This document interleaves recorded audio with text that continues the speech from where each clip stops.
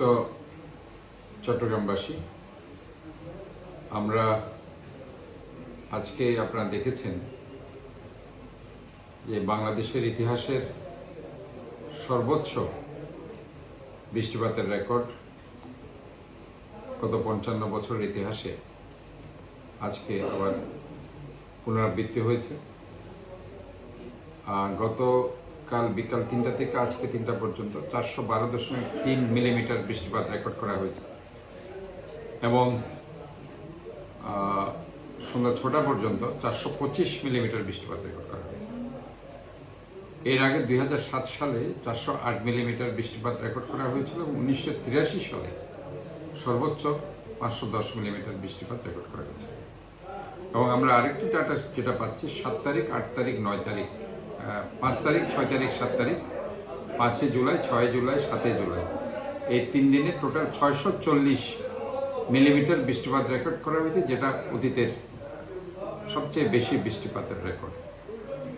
তো আমরা যেটা চট্টগ্রাম শহরে গতকাল পর্যন্ত আমি মনিটরিং করেছি। গতকাল পর্যন্ত আমি মাঠে সব জায়গায় গিয়েছি, শুধু একটি স্পট ছাড়া, কাদালগঞ্জ ছাড়া অন্য জায়গায় পানি ছিল না। আজকে যেহেতু ভারী বৃষ্টিপাত হয়েছে এবং বাংলাদেশের ইতিহাসের সবচেয়ে বেশি ভারী বর্ষণ হয়েছে এবং 412 মিলিমিটার বৃষ্টিপাত রেকর্ড করা হয়েছে 24 ঘন্টায়, গতকাল বিকাল 3টা থেকে আজকে বিকাল 3টায়। কাজে আমরা আসলে দেখেছি মানুষ নিচু এলাকায়, যেসব এলাকায় মানুষরা আছে, মানুষ কষ্টে ছিল, তারা জলাবদ্ধতায় নিমগ্ন ছিল, তারা অসম্ভব কষ্ট পেয়েছে। তা আমি সেজন্য দুঃখ প্রকাশ করছি এবং আমি মনে করছি যে আমরা ইনশাআল্লাহ মহান রব্বুল আলামিনের রহমতে সবাই মিলেই এই দুর্যোগ থেকে আমরা উত্তরণ ঘটাতে পারব। এই প্রাকৃতিক দুর্যোগ আসলে বলে কয়ে আসে না। এখানে আমরা দেখতে পেয়েছি যে বৃষ্টিপাত হতে হতে হতে হতে এমন একটা স্টেজে গেল যে আমরা যেটা বুঝতে পারছি আগামী 3-4 দিনও এই বৃষ্টি থাকতে পারে। কাজে আমাদেরকে সর্বোচ্চ সাবধানতা অবলম্বন করতে হবে। আমাদের এই ভারী বর্ষণের যে সমস্যাটা হয় সেটা হচ্ছে যে পাহাড় ধস। আগেও আমরা দেখেছি 2007 সালে পাহাড় ধসে 127 জন মৃত্যুবরণ করেছে এবং এরপরেও আমরা বিভিন্ন সময় পাহাড় ধসে মৃত্যুবরণ করতে দেখেছি। আমরা আজকে রহমাননগরে আমরা 32 বছরের একজন যুবককে মৃত্যুবরণ করেছি, ইন্না লিল্লাহি ওয়া ইন্না ইলাইহি রাজিউন।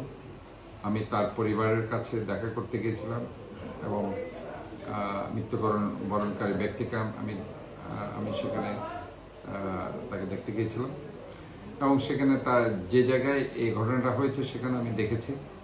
আমার সাথে এলাকার সংসদ সদস্য ছিলেন। তো যে ব্যাপারটা আমি লক্ষ্য করেছি সেটি হচ্ছে সেখানে পাশে যে বাড়িটা ছিল সেখানে একজন কাজ করেছে, বাড়ির কাজ করেছে, সেখানে ফাইলিং করেছে। তো সেটা একটি কারণ, বাট এই যে বৃষ্টির কারণে, ভারী বৃষ্টির কারণে যে মাটিগুলো নরম হয়ে যাচ্ছে সেটা একটি কারণ।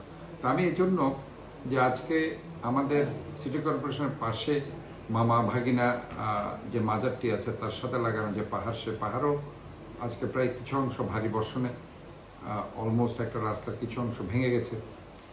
পরবর্তীতে আমরা সেটা প্রিকশন নিয়েছি, সেখানকার যারা লোকজন থাকে তাদেরকেও আমরা মাইকিং করছি, তাদেরকে আমরা সরিয়ে নেওয়ার ব্যবস্থা করেছি এবং আমরা আমাদের সিটি কর্পোরেশনের স্কুলগুলোকে আমরা শেল্টার হাউস হিসাবে আমরা ঘোষণা করেছি এবং চট্টগ্রাম জেলা প্রশাসনের পক্ষ থেকেও তারা 8টি স্কুলকে শেল্টার হাউস করেছে।